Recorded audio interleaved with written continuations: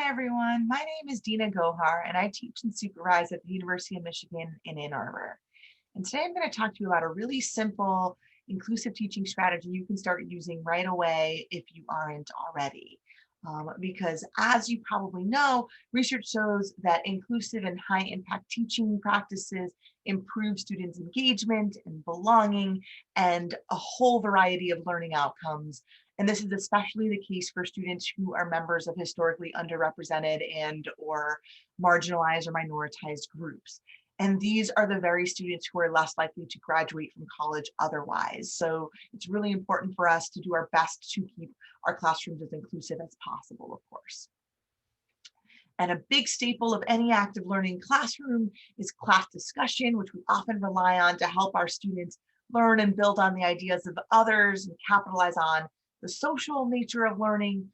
But of course, the problem is that not all of our students are equally adept at or comfortable participating in large or even small group discussions.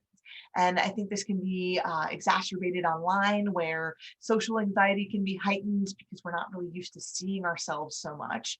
And cold calling students to participate doesn't really work so well. That can get them really anxious about it the entire time. And so that can impede learning. And students' anxiety about participating can interfere with their engagement and learning as well. So it's really important for us to address it in the classroom to be truly inclusive. And this is a really simple, active, and collaborative learning technique to do so. You can use it in person or online, synchronously or asynchronously for a defined period of time, or you can even do a combination of the two. And it works really well to involve all your students in an in-depth discussion before even a single word is spoken aloud. And so the silent conversation technique can both engage your most reticent speakers and help make sure that the eagerly talkative students don't dominate.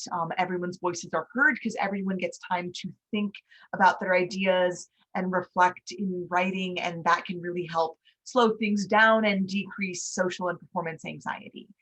Because of course, as humans who need to belong, we all fear negative evaluation to some extent. We all experience social and performance anxiety to some extent, and the classroom is certainly no exception. I would argue that anxiety is often heightened in the classroom.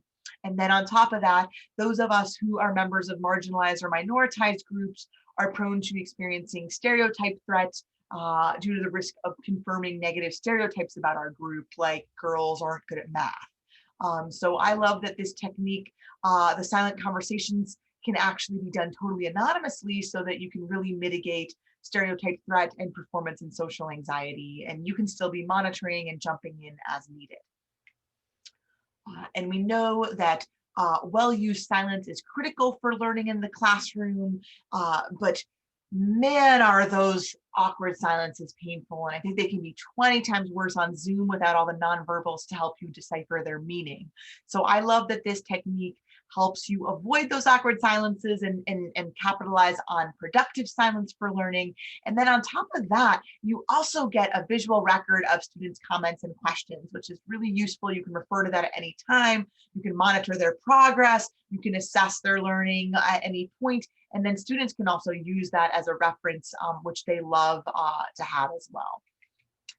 So it's a pretty simple strategy. You're first going to divide students into groups and then determine one thought-provoking discussion prompt for each group. You could even have the best student-generated discussion prompts as well. Then either physically or virtually, you're going to create discussion spaces with those prompts and have one prompt per. So for example, you'd have, if you were doing it in person, you'd have posters, and each poster would have a different prompt, and you can either pass around the posters or arrange them in a gallery wall that students walk around in the classroom. Virtually online, you'd use a collaborative digital tool of your choice, like Google Slides or Jamboard, and have one prompt per slide. Jamboard is very similar. You just also have the whiteboard and drawing capability. Padlet is a free online wall where multiple users can post digital content. You can do it with names or anonymously. And so I've got more information on all of those. You can explore and see what works best. But once you've explained the activity to students, you then are going to have them first comment on their initial prompt and ask students to post questions and comments for some defined time period and respond to each other like it would be a conversation, right? And then you can see, you can also have students use different colored fonts or markers or Post-its if you want to be able to identify their comments and maintain some individual accountability without increasing, anxiety too much.